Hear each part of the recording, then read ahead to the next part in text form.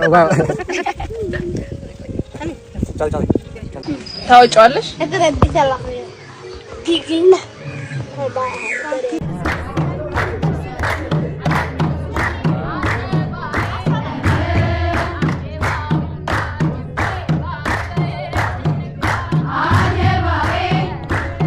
This church is cut like a sculpture.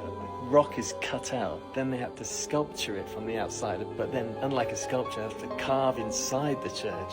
Why do Ethiopians look so different from other Africans? A big part of their DNA is not from this continent. Ethiopia is home to more than 100 million people. This ancient nation lies in the Horn of Africa. They form one of the region's oldest civilizations. But why do they have such distinct features from their neighbors? From Africa, where something big is unfolding, an energy revolution. That's what Ethiopia is calling it. This is a rugged, landlocked country located in East Africa, the Horn of Africa, and it is mired in conflict. But now Ethiopia has united to celebrate. It is all set to inaugurate GERD, the Grand Ethiopian Renaissance Dam. As the name suggests, this is a dam towering 145 meters high and stretching nearly 2 kilometers. Its reservoir is roughly the size of Greater London, or about double the size of Singapore. GERD is one of the biggest dams in the world and the biggest hydroelectric plant in Africa.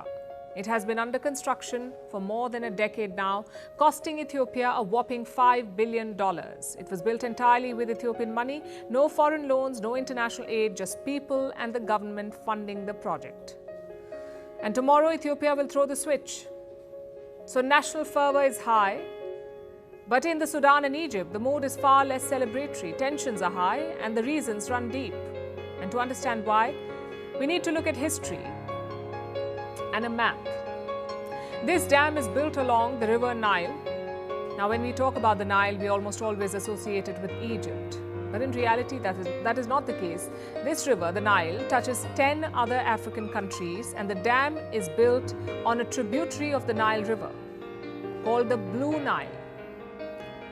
It originates in Ethiopia. It joins the White Nile in Khartoum, which is the capital of the Sudan. So this dam is located at a critical juncture for Ethiopia, the Sudan, and Egypt, 3 countries. But why the fight? Well, like with most border disputes, it goes back to a colonial era treaty. In the 1920s, Britain, which controlled Egypt at the time, signed a deal. It guaranteed Egypt 80% of the Nile's waters. But Ethiopia was not consulted. And for decades, it rejected this agreement. In 2011, Ethiopia announced a new plan. They call it Project X. That plan became GERD. Of course, Egypt was not happy. 86% of the water that reaches Egypt originates from Ethiopia. And a dam would make things complicated. You will develop and grow, and I am with you. But beware that in Egypt, the people live only on the water that comes from this river.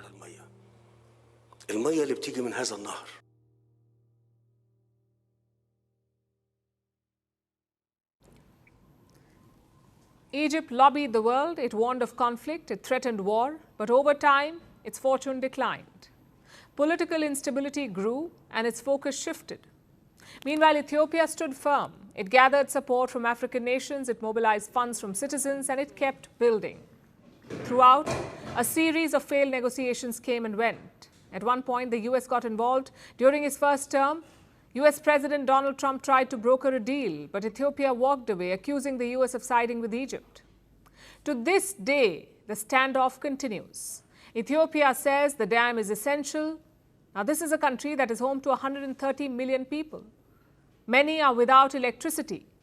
The dam could power 60% of Ethiopia, its homes and industries. It will be a major boost to the economy. But the Sudan and Egypt fear the worst. Egypt depends almost entirely on the Nile. The Sudan too relies on it for water. They worry that Ethiopia can control the flow and use the dam as a weapon. If there's a conflict, Ethiopia can use the dam to cause destruction in both these countries without any weapons. That's what Egypt and the Sudan fear. So ahead of the inauguration, Egypt has upped the rhetoric. It says that water security is a quote-unquote red line. Will things get worse then? Realistically, a military strike on the dam is unlikely. It would be disastrous for all sides. Egypt knows it, and war-torn Sudan has enough to deal with already. So for now, Ethiopia celebrates. Downstream, as the Sudan and Egypt boil, Ethiopia refuses to dampen its mood. This dam was made by the contribution from the people of Ethiopia, from all walks of life, from all regions, from all faith, from all religious belief, from all political party. They contributed to make the dam. So it's a matter of confidence. It's a matter of national pride that yes, we can do it. When we are together, we can make great things. So the confidence and the pride that is being achieved by the people of Ethiopia through one single dam is enormous. So this is the first implication, that you have your own confidence and faith that we can do it. Number two is that, the Eastern African area had like a lack of electricity. Every household did not have the electricity. But after this Renaissance dam, when it produces such big amount of electricity, something around 5,200 megawatt, so this electricity can be used to every household. It can be used for industrial development. It can be used for development of not only the Ethiopia, but also the neighboring countries. By importing those electricity from the Ethiopia can be also benefited. This will improve the quality of life of the people. It will improve the economy of the whole region as a whole. Ethiopia is the mother of African independence.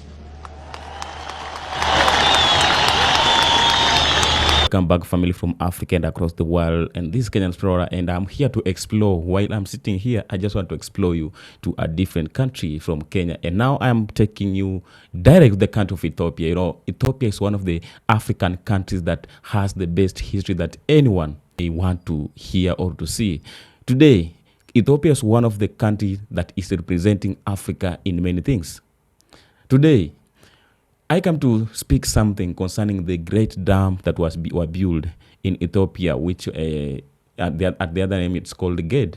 And this great dam was built instead of Africans, maybe some of Africans coming to celebrate. We saw many of the African countries coming to celebrate the achievement that Ethiopia made. But again, there are some countries, the neighboring countries in Ethiopia, who are not celebrating this. Instead, they are fighting. They are fighting against this, the greatest African achievement. So this is something that I want to share today. And when you go to Ethiopia, Ethiopia is one of the greatest country in Africa it's among of the African countries today with highest population, having a population of 120 million people.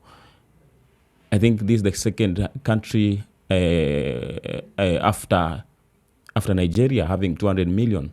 And now, when you go to Ethiopia, Ethiopia is one of the countries that was never colonized, because at that time, when the colonizers were coming here to capture Africa, to brainwash African kings and queens so that they can take over Africa and loot or continue their missions that brought them here in Africa, Ethiopia had the strongest governance under their emperor, the Emperor Haile Selassie. That he never allowed the Europeans to come and influence that country. So today, since that time, Ethiopia had their own origins and their beliefs that they have never changed. Today, the country of Ethiopia never changed their calendar. They never changed their Bible. This is the country that is having the oldest Bible. Because the Bible, even as they get it with a Greek, I don't know if it's a Greek language, they never interpreted it.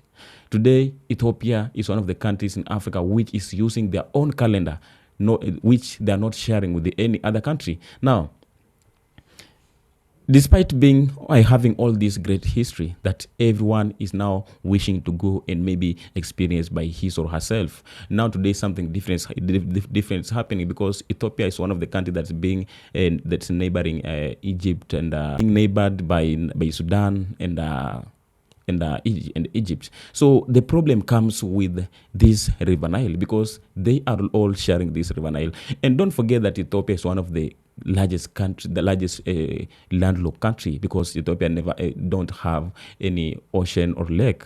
So this is why they came up with the idea of creating their own dam. And this is more than a dam, because this is the largest dam in Africa, which we can refer it to the country which are like countries which are sharing or having the oceans in their countries. Because today Ethiopia, despite having their having oceans or seas in their countries, they are having a dam which is now being the largest dam in the whole of Africa is depending on the highest electricity that is being produced in the land or in the dam of Ethiopia. Now, and this great dam of Ethiopia is being controversial mainly because of its impact on the Nile River, which is shared by several countries here.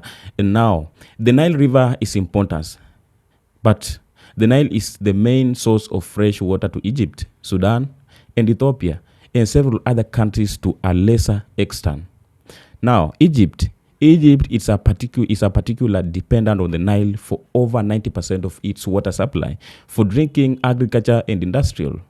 When you go to Ethiopia perspective, Ethiopia built the gate on the Blue Nile, which supplies about 85% of the Nile's water, and that dam is crucial for Ethiopia's development. It is expected to generate over 6,000 megawatts of electricity, making it the largest hydroelectric dam in Africa.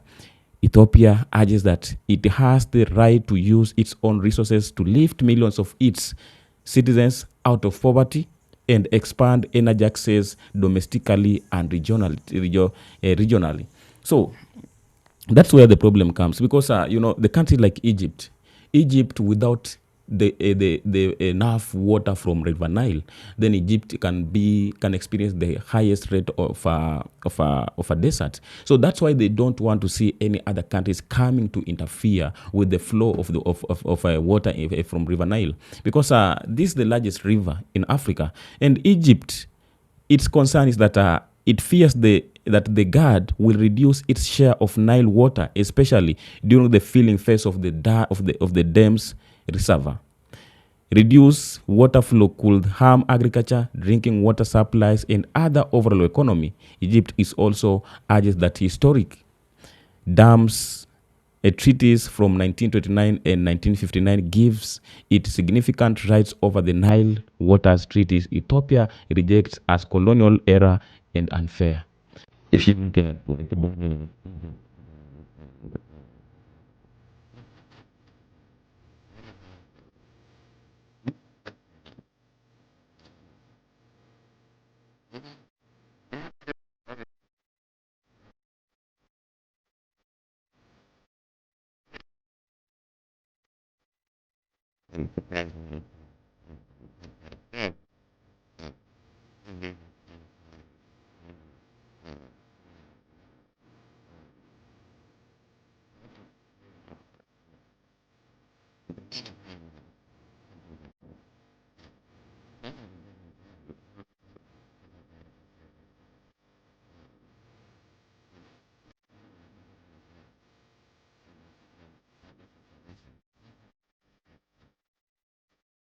If the Egyptians insist that it is their historic right to maintain exclusive control over Nile waters, it defies geography, it defies common sense, it defies any notion of fair play or justice.